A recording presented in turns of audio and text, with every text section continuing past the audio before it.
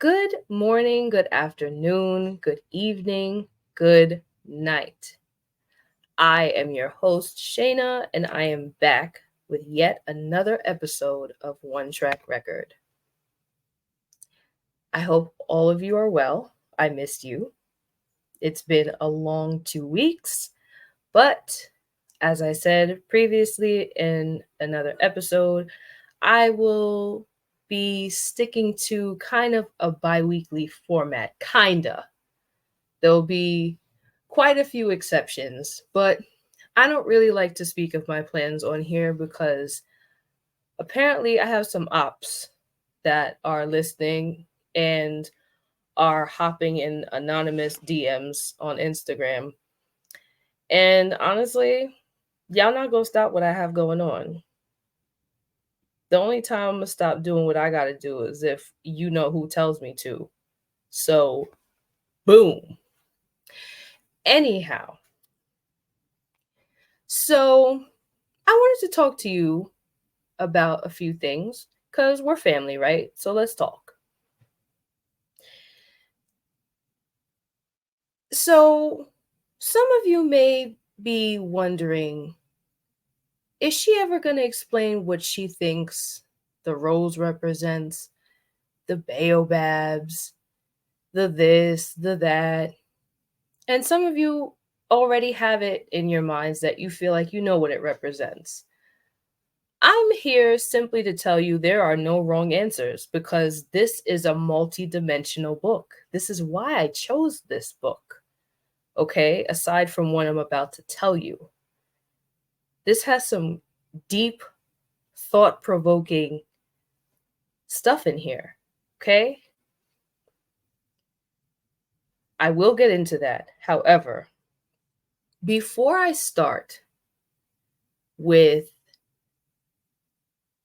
the actual ending of this book, okay, I want to go back to where we left off the previous episode, where not only did we meet this fox, but we met a fox with very good advice, right? Some advice that maybe if you read it physically and not heard me read it, it might provoke some thoughts about some things in your own life. I know it has for me.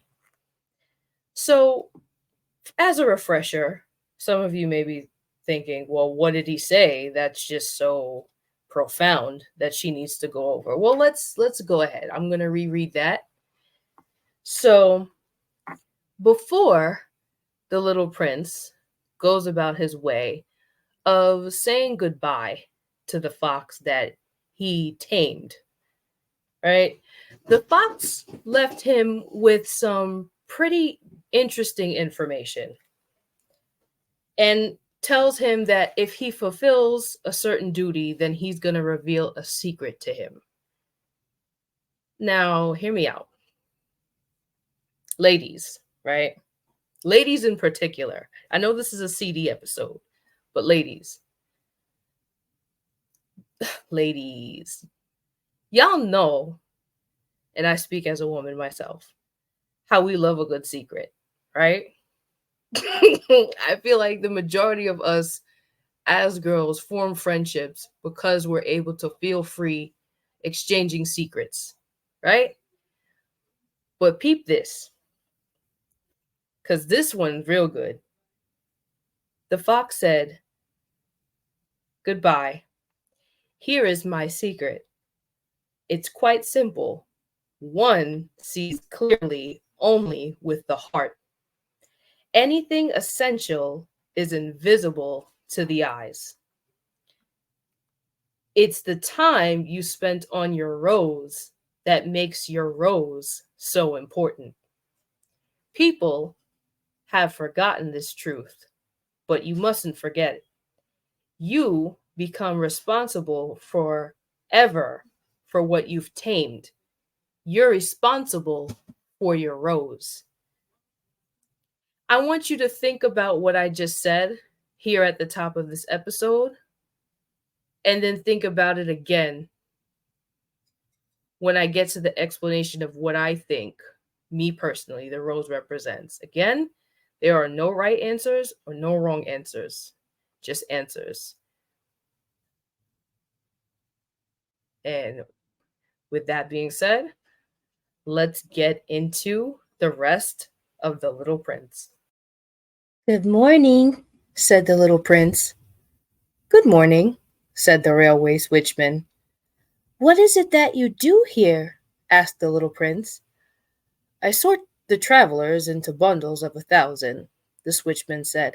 I dispatch the trains that carry them, sometimes to the right, sometimes to the left. And a brightly lit express train, roaring like thunder, shook the switchman's cabin. What a hurry they're in, said the little prince. What are they looking for? Not even the engineer on the locomotive knows, the switchman said. And another brightly lit express train thundered by in the opposite direction. Are they coming back already? Asked the little prince. It's not the same ones, the switchman said. It's an exchange. They weren't satisfied where they were? Asked the little prince. No one is ever satisfied where he is, the switchman said. And a third brightly lit express train thundered past. Are they chasing the first travelers? Asked the little prince. They're not chasing anything, the switchman said. They're sleeping in there, or else they're yawning. Only the children are pressing their noses against the window panes. Only the children know what they're looking for, said the little prince. They spend their time on a rag doll, and it becomes very important, and if it's taken away from them, they cry. They're lucky, the switchman said. Good morning, said the little prince. Good morning, said the sales clerk. This was a sales clerk who sold pills invented to quench thirst. Swallow one a week and you no longer feel any need to drink. Why do you sell these pills? They save so much time, the sales clerk said. Experts have calculated that you can save 53 minutes a week. And what do you do with those 53 minutes? Whatever you like. If I had 53 minutes to spend as I liked, the little prince said to himself, I'd walk very slowly towards a water fountain. It was now the 8th day since my crash landing in the desert, and I'd listened to the story about the sales clerk as I was drinking the last drop of my water supply. Ah, I said to the little prince, your memories are very pleasant, but I haven't yet repaired my plane. I have nothing left to drink, and I, too, would be glad to walk very slowly toward a water fountain. My friend the fox told me, little fellow, this has nothing to do with the fox. Why? Because we're going to die of thirst. The little prince didn't follow my reasoning and answered me, It's good to have had a friend, even if you're going to die. Myself, I'm very glad to have had a fox for a friend. He doesn't realize the danger, I said to myself. He's never hungered or thirsts. A little sunlight is enough for him. But the little prince looked at me and answered my thought. I'm thirsty too. Let's find a well. I made an exasperated gesture. It is absurd looking for a well at random in the vastness of the desert, but even so, we started walking. When we had walked for several hours in silence, night fell and stars began to appear. I noticed them, as in a dream, being somewhat feverish on account of my thirst. The little prince's words danced in my memory. So you're thirsty too? I asked, but he didn't answer my question. He merely said to me, Water can also be good for the heart. I didn't understand his answer, but I said nothing. I knew by this time that it was no use questioning him. He was tired. He sat down. I sat down next to him. And after a silence, he spoke again. The stars are beautiful because of a flower you don't see. I answered, Yes, of course, and without speaking another word, I stared at the ridges of sand in the moonlight. The desert is beautiful, the little prince added. And it was true. I've always loved the desert. You sit down on a sand dune, you see nothing, you hear nothing, and yet something shines, something sings in that silence. What makes the desert beautiful, the little prince said, is that it hides a well somewhere. I was surprised by suddenly understanding that mysterious radiance of the sands. When I was little, I lived in an old house, and there was a legend that a treasure was buried in it somewhere. Of course, no one was ever able to find the treasure. Perhaps no one even searched. But it cast a spell over that whole house. My house hid a secret in the depths of its heart. Yes, I said to the little prince, whether it's a house or the stars or the desert, what makes them beautiful is invisible. I'm glad, he said. You agree with my fox. As the little prince was falling asleep, I picked him up in my arms and started walking again. I was moved. It was as if I was carrying a fragile treasure. It actually seemed to me there was nothing more fragile on earth. By the light of the moon, I gazed at that pale forehead, those closed eyes, those locks of hair trembling in the wind, and I said to myself, what I'm looking at is only a shell. What's most important is invisible. As his lips parted in a half smile, I said to myself again, what moves me so deeply about this sleeping little prince is his loyalty to a flower. The image of a rose shining within him like the flame within a lamp, even when he's asleep. And I realized he was even more fragile than I had thought. Lamps must be protected. A gust of wind can blow them out. And walking on like that, I found the well at daybreak. The little prince said, people start out in express trains, but they no longer know what they're looking for. Then they get all excited and rush around in circles. And he added, it's not worth the trouble. The well we had come to was not at all like the wells of the Sahara. The wells of the Sahara are no more than holes dug in the sand. This one looked more like a village well, but there was no village here, and I thought I was dreaming. It's strange, I said to the little prince. Everything is ready, the pulley, the bucket, and the rope. He laughed, grasped the rope, and set the pulley working, and the pulley groaned the way an old weather vane groans when the wind has been asleep a long time. Hear that? Said the little prince. We've awakened this well, and it's singing. I didn't want him to tire himself out. Let me do that, I said to him. It's too heavy for you. Slowly, I hoisted the bucket to the edge of the well, set it down with great care. The song of the pulley continued in my ears, and I saw the sun glisten on the still trembling water. I'm thirsty for that water, said the little prince. Let me drink some. And I understood what he'd been looking for. I raised the bucket to his lips. He drank. eyes closed. It was as sweet as a feast. That water was more than merely a drink. It was born of our walk beneath the stars, of the song of the pulley, of the effort of my arms. It did the heart good, like a present.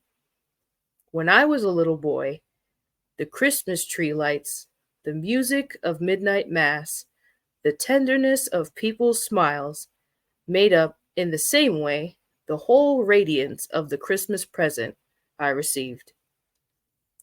People where you live, the little prince said, grow 5,000 roses in one garden, yet they don't find what they're looking for. They don't find it, I answered. And yet, what they're looking for could be found in a single rose or a little water. Of course, I answered, and the little prince added, but eyes are blind. You have to look with the heart. I had drunk the water. I could breathe easy now. The sand at daybreak is honey-colored, and that color was making me happy too. Why then did I also feel so sad? You must keep your promise, said the little prince, sitting up again beside me. What promise? You know, a muzzle for my sheep. I'm responsible for this flower. I took my drawings out my pocket. The little prince glanced at them and laughed as he said, Your baobabs look more like cabbages. Oh, I had been so proud of the baobabs. Your fox, his ears look more like horns, and they're too long. And he laughed again. You're being unfair, my little prince, I said. I never knew how to draw anything but boas from the inside and boas from the outside. Oh, that'll be all right, he said. Children understand. So then I drew a muzzle, and with a heavy heart I handed it to him. You've made plans I don't know about? But he didn't answer. He said, You know my fall to earth. Tomorrow will be the first anniversary. Then, after a silence, he continued, I landed very near here. And he blushed. And once again, without understanding why, I felt a strange grief. However, a question occurred to me. Then it wasn't by accident that on the morning I met you, 8 days ago, you were walking that way, all alone, 1,000 miles from any inhabited region? Were you returning to the place where you fell to earth? The little prince blushed again. And I added, hesitantly, perhaps on account of the anniversary? The little prince blushed once more. He never answered questions, but when someone blushes, doesn't that mean yes? Ah, I said to the little prince. I'm afraid, but he answered, You must get to work now. You must get back to your engine. I'll wait here. Come back tomorrow night. But I wasn't reassured. I remembered the fox. You risk tears if you let yourself be tamed. Beside the well, there was a ruin, an old stone wall. When I came back from my work the next evening, I caught sight of my little prince from a distance. He was sitting on top of the wall, legs dangling, and I heard him talking. Don't you remember? He was saying. This isn't exactly the place. Another voice must have answered him then, for he replied, Oh, yes, it's the right day, but this isn't the place. I continued walking toward the wall. I still could neither see nor hear anyone. Yet the little prince answered again. Of course, you'll see where my tracks begin on the sand. Just wait for me there. I'll be there tonight. I was 20 yards from the wall, and still no one. Then the little prince said, After a silence, Your poison is good? You're sure it won't make me suffer long? I stopped short, my heart pounding, but I still didn't understand. Now go away, the little prince said. I want to get down from here. Then I looked down toward the foot of the wall and gave a great start. There, coiled in front of the little prince, was one of those yellow snakes that can kill you in 30 seconds. As I dug into my pocket for my revolver, I stepped back, but at the noise I made, the snake flowed over the sand like a trickling fountain, and without even hurrying, slipped away between the stones with a faint metallic sound. I reached the wall just in time to catch my little prince in my arms, his face white as snow. What's going on here? You're talking to snakes now? I had loosened the yellow scarf he always wore. I had moistened his temples and made him drink some water, and now I didn't dare ask him anything more. He gazed at me with a serious expression and put his arms round my neck. I felt his heart beating like a dying bird's when it's been shot. He said to me, I'm glad you found what was the matter with your engine. Now you'll be able to fly again. How did you know?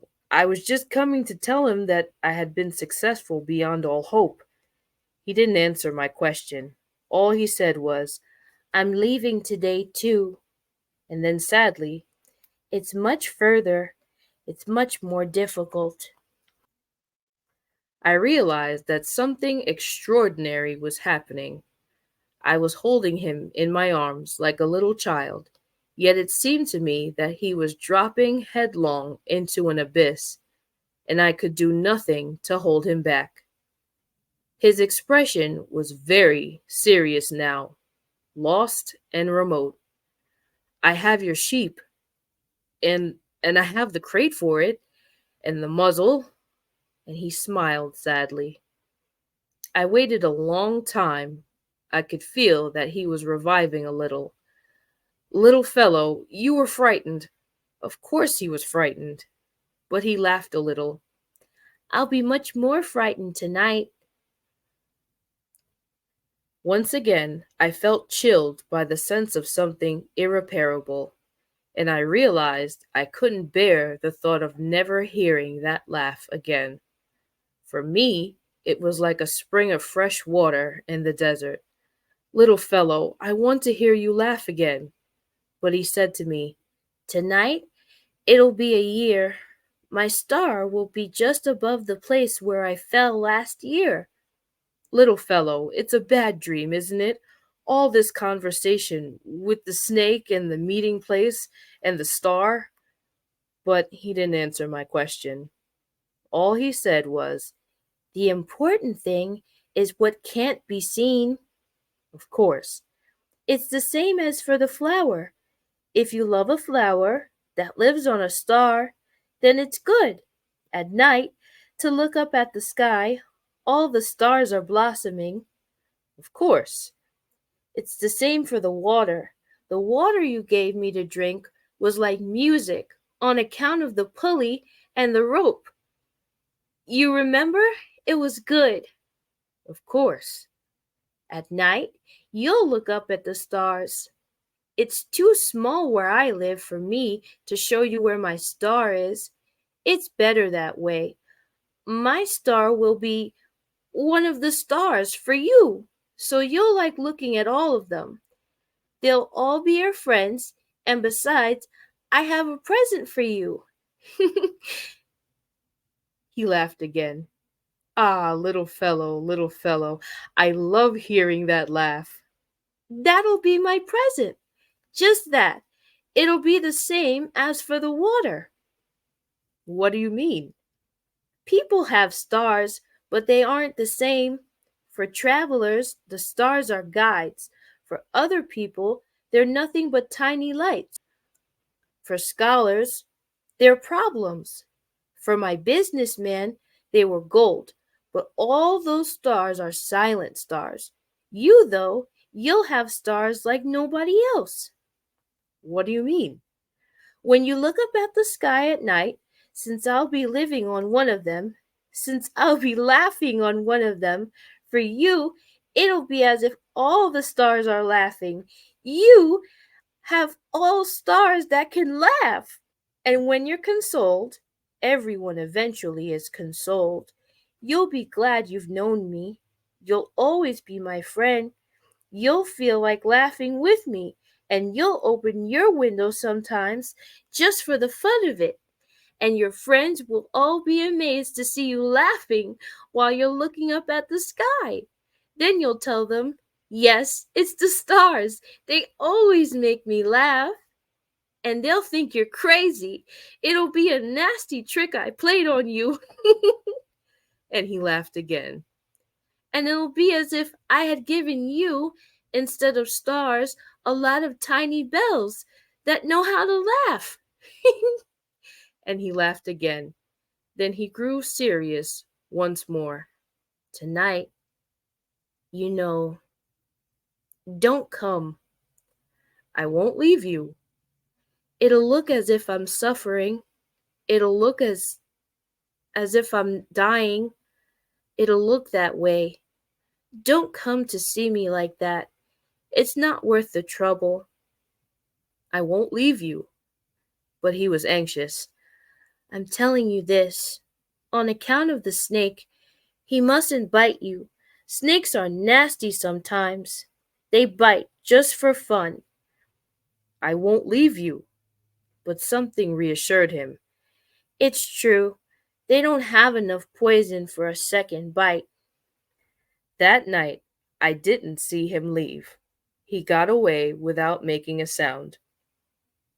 When I managed to catch up with him, he was walking fast, with determination. All he said was, "Ah, you're here." And he took my hand, but he was still anxious. "You were wrong to come. You'll suffer. I'll look as if I'm dead, but that won't be true." I said nothing. "You understand, it's too far. I can't take this body with me. It's too heavy." I said nothing. "But it'll be like an old abandoned shell. There's nothing sad about an old shell." I said nothing. He was a little disheartened now, but he made one more effort. "It'll be nice, you know. I'll be looking at the stars, too, and all the stars will be wells with a rusty pulley. All the stars will pour out water for me to drink." I said nothing. "And it'll be fun. You have 500 million little bells. I'll have 500 million springs of fresh water." And he, too, said nothing because he was weeping. "Here's the place. Let me go alone." And he sat down because he was frightened. Then he said, "You know, my flower, I'm responsible for her. And she's so weak and so naive. She has 4 ridiculous thorns to defend herself against the world." I sat down too, because I was unable to stand any longer. He said, "There, that's all." He hesitated a little longer. Then he stood up. He took a step. I couldn't move. There had been nothing but a yellow flash close to his ankle. He remained motionless for an instant. He didn't cry out. He fell gently, the way a tree falls. There wasn't even a sound because of the sand. And now, of course, it's been 6 years already. I've never told this story before. The friends who saw me again were very glad to see me alive. I was sad, but I told them, it's fatigue. Now I'm somewhat consoled. That is, not entirely. But I know he did get back to his planet because at daybreak I didn't find his body. It wasn't such a heavy body, and at night I love listening to the stars. It's like 500 million little bells. But something extraordinary has happened. When I drew that muzzle for the little prince, I forgot to put in the leather strap. He could never have fastened it on his sheep. And then I wonder, what's happened there on his planet? Maybe the sheep has eaten the flour. Sometimes I tell myself, of course not. The little prince puts his flour under glass, and he keeps close watch over his sheep. Then I'm happy, and all the stars laugh sweetly. Sometimes I tell myself, anyone might be distracted once in a while, and that's all it takes.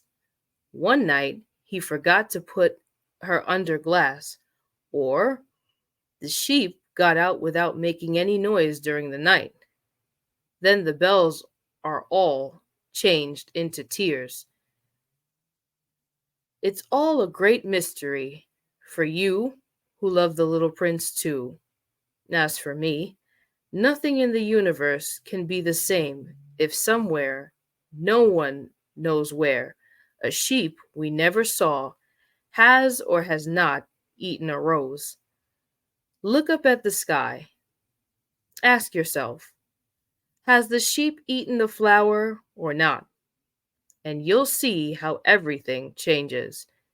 And no grown up will ever understand how such a thing could be so important. And that's the end of the story. So, some of you may be wondering, where is she going to go with all this symbolism like she's spoken about in previous episodes on this show, right? Well, before I dive into that, remember what the fox said. Let's go back to it, right? So, what did the fox leave us with before officially saying goodbye? Again, he told his secret. One sees clearly only with the heart. Anything essential is invisible to the eyes. It's the time you spent on your rose that makes your rose so important. People have forgotten this truth, but you mustn't forget it. You become responsible forever for what you've tamed. You're responsible for your rose. So again, what does this rose represent to you? Think about that first, because I'm getting ready to tell you what the rose and quite a few other things mean to me. And I'll also explain why I think like this. But because I'm not a preacher, I'm not a teacher, I just love to have in-depth conversation, and hopefully you guys do too. In my opinion, the reason why the rose was so toxic was because the rose, in and of itself, represents the ongoing struggle with what we want to do and how we want to love versus how the Most High calls us to love and calls us when it comes to the purpose He has for us. The rose, in and of itself, represents your purpose in life. So some of you are wondering, well, why would you say that? Hear me out. In my opinion, after reading this book 3 times, once about 15, 16 years ago, and then twice now, from cover to cover, the rose represents sacrifice because this is going to sound strange, but when the little prince was on his asteroid in the beginning, he actually represents Adam in the garden. And how did I come up with that? Well, if you look at the beginning in the manual, God gave dominion. He let man have dominion over everything, right? Hence why anywhere he goes, he spoke about all the tasks that he had to do within his garden or his asteroid, what he was responsible for, right? And as you travel from planet to planet after he meets these men, if you notice, things shift when he makes it to Earth. That shift is where I think, as he leaves his planet, right, and he goes to other quote unquote planets, which are really asteroids, and meets these other men, and then makes it to Earth, his way of making it to Earth, he went from being the first Adam to then the second Adam. Some of you know where I'm coming from when I mention this, but for layman terms, the second Adam, is Christ, the Christ figure, because the symbolism is a bit in reverse. The rose, aside from meaning a sacrifice and your purpose, right, is also represented in Adam's garden. However, the real sacrifice, or the crown of thorns, is taken on by the second Adam, not the first. So it was kind of a way for the reader, when you're spiritually inclined, to understand it was a foreshadowing of what the Christ figure or the second Adam had to go through before he made it to Earth. If you're picking up what I'm putting down. Now, some of you may be wondering what the sheep may represent, because of course, like I said before, there's no right or wrong answers. This is just my opinion. The sheep represents the sacrifices that you make in order to sustain your purpose. So again, in my opinion, the rose represents purpose, your purpose in life that the Most High gives you. Your sheep, the reason why the little prince was so worried about the sheep eating his rose is because he didn't know of all the sacrifices he would then have to make in order to fulfill his purpose. What was his purpose? To change the way the grown-ups think and how the grown-ups thought about everything, because grown-ups or God's creation feels like they know everything. You can't teach them anything. That's why he himself never answered any questions. He learned everything he needed to know through questioning everybody else, but he already had the answers. He didn't need man's approval as to what was right or what was wrong. He only needed clarification on how they think, so that when he makes his sacrifice via the snake, right, when he's bitten by someone who he trusted, right, but was bad for them, he then got to, one, go back to where he came from physically and spiritually, and two, he was able to prove his point that grown-ups don't know anything. They think they know everything, but they don't. But I'm getting ahead of myself there. So, yes, the little prince on his asteroid represents Adam tending to the garden. And in my opinion, the baobabs is the representation of sin creeping into the Garden of Eden. Hence why it was destroyed if you let the sin grow to be greater than what it originally was. You get it? The baobabs represent also the tree of knowledge, which Adam, as you know, was not supposed to eat from.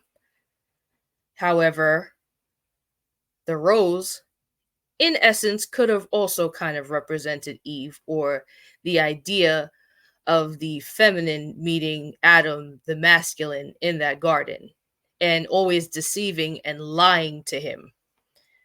Okay. So, what about his purpose of having to travel and meet different people?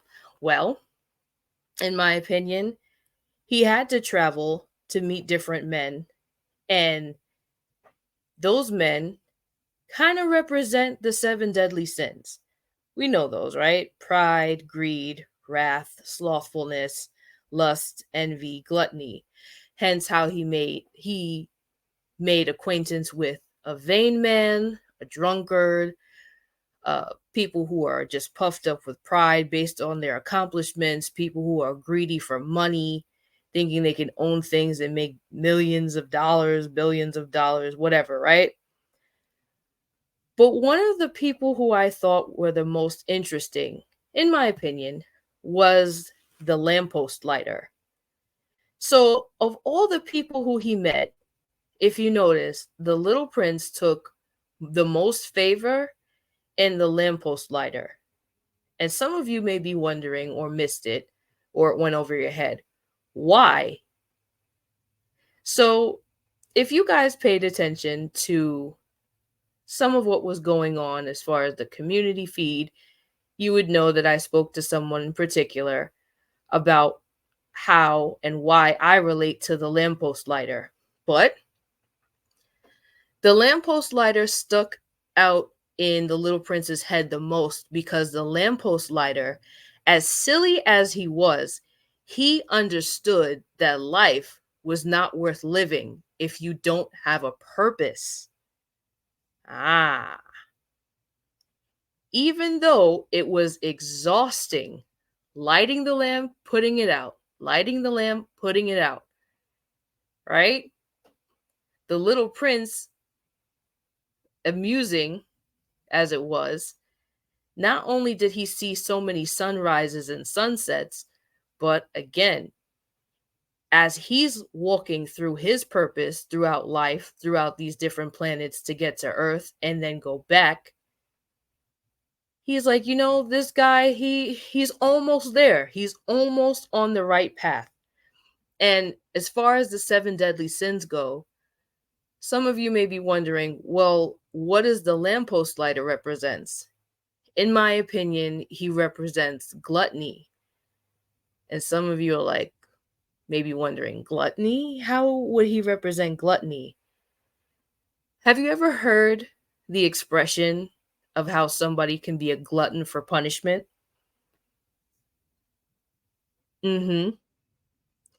Sometimes in life, you may come across people who actually understand what their purpose is. They understand what it means to sacrifice, right?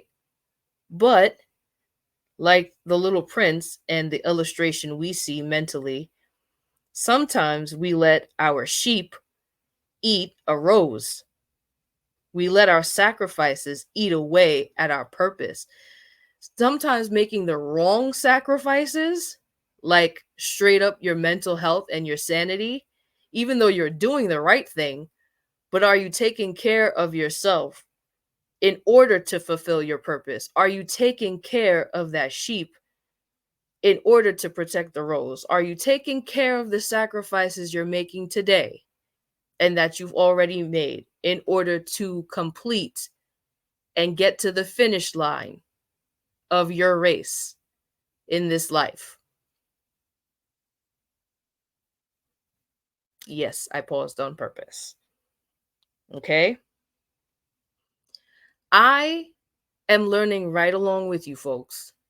I cannot stress myself out and keep making the wrong sacrifices in order to. I can't keep making the wrong sacrifices and thinking I'm walking in my purpose. I'm not, I wouldn't be able to successfully walk in my purpose if I keep making the wrong sacrifices. I can get rid of as many friends as I need, right? I can get rid of bad relationships. I can get rid of a bad partner, business partner, friendship, all of that. But look at the lamppost lighter. I'm going to use myself as an example and pretend I'm the lamppost lighter, which sometimes I am. If I don't let go of the weight of other people's opinions, the little prince even gave him a suggestion, a solution as how he can slow down his days. But him being a glutton for punishment decided, oh, I'm going to take the road which is falsely easier traveled and continue doing what I'm supposed to be doing and not listen to your advice. And hopefully things will change. That's the definition of insanity, which is why he looked insane. Okay? Now, I also want to jump to Earth, right? So, what do you feel like the pilot maybe represented? In my opinion, the pilot was more so of a representation of him meeting a disciple, or what the all around idea of the disciples meant. When the little prince started to speak, especially towards the end of the story, and he let the pilot know not to follow him, it actually did represent the Christ figure and how he knew his time to sacrifice was coming, and that his disciples, or better yet, those who followed or understood him finally, they couldn't go where he was going, right? So some of you may be figuring, well, how do you put that together? Well, this is where the fox comes into play and confirms that the little prince is somewhat of a Christ figure. So if you pay attention to towards the end of the story and also the beginning and somewhat of the middle, you notice that the pilot keeps saying that he has only 8 days worth of drinking water.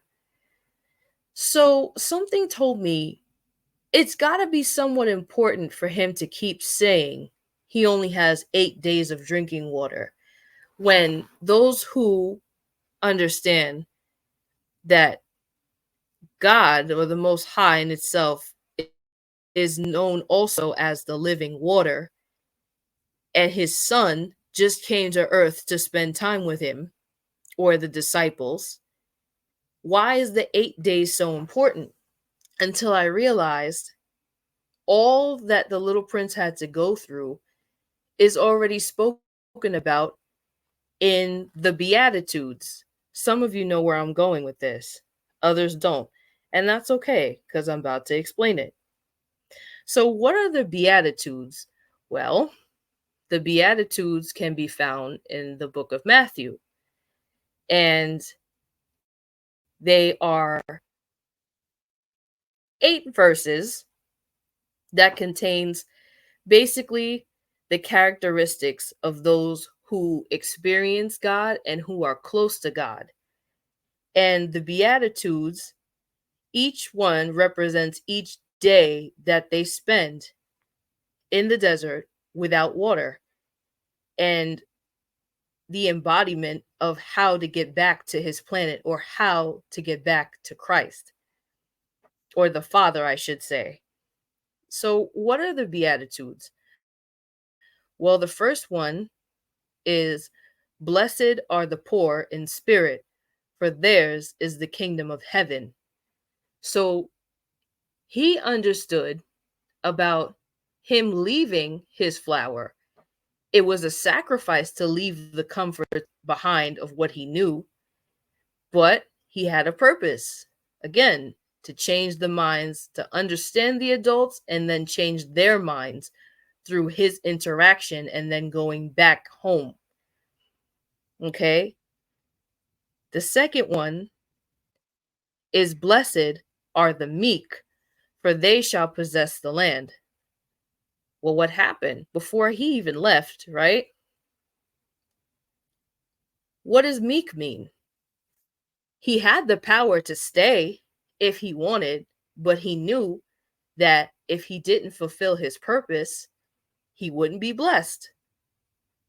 So, blessed are those who are obedient, not docile, but obedient and staying true to who they are and what they need to do as far as their purpose. They shall possess the land, or they shall possess what's going to them, riches, spiritual riches. Now, the third day, or the third beatitude, blessed are they who mourn, for they shall be comforted. When he got to earth and met the pilot, did he not mourn over the idea of the sheep or his sacrifice eating his purpose? Let's go to 4. Blessed are they that hunger and thirst after justice, for they shall have their fill. He argued with the pilot about how important it is and how it's a matter of consequence when you have your sacrifice eat away at your purpose. Right? That is a matter of consequence. Next one. Blessed are the merciful, for they shall obtain mercy. As he was going through all the details of him meeting all these strange men, look who he had the most mercy on: the drunkard, or the one who represents as the 7 deadly sins, slothfulness. The only reason he was downcast in the way he was living was because of shame. We spoke about shame. We spoke about conviction, right? If you haven't already, check out the original content I did on this channel. Now, the next one is, blessed are the clean of heart, for they shall see God. You notice how towards the end of this, he spoke a lot about love and about the heart and things not seen. The next one, blessed are the peacemakers, for they shall be called the children of God. When the pilot wasn't exactly getting the answers to his questions that he needed to, right? He started to pick up a thing or two from the little prince. You don't necessarily have to argue to understand. Sometimes, right? God doesn't need you to question him. He needs you to be still and wait and know that I am God. So he realized by not speaking and watching the little prince, all the questions he had were answered, even after he passed away and went back to his asteroid. Now, here goes the last one. Blessed are they that suffer persecution for justice' sake, for theirs is the kingdom of heaven. Did he suffer that snake bite? Yes. We know who the snake represents. I don't have to tell you.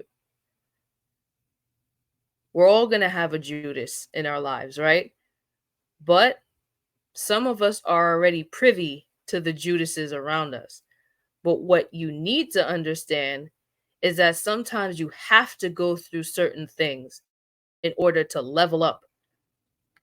People may laugh at you, people may scoff you, but when you walk in a way that you're supposed to, when you live in a way that you're supposed to, not perfectly, but with all efforts, when your heart is clean, when your heart receives that living water, they are blessed. And though they suffer persecution, they will always have the last laugh. Hence why you heard all the laughter once the little prince's mission was complete. Aha! Some of you are also wondering, why does Antoine De Saint-Exupery use the illustration of a child to teach an adult? Well, there's more than one way you can look at it. In my opinion, it goes back to the book of Luke, chapter 18, right? Verses 16 and 17. For children to seek counsel from elders, because elders, for the most part, are supposed to contain wisdom. But you don't always want the wisdom of this world.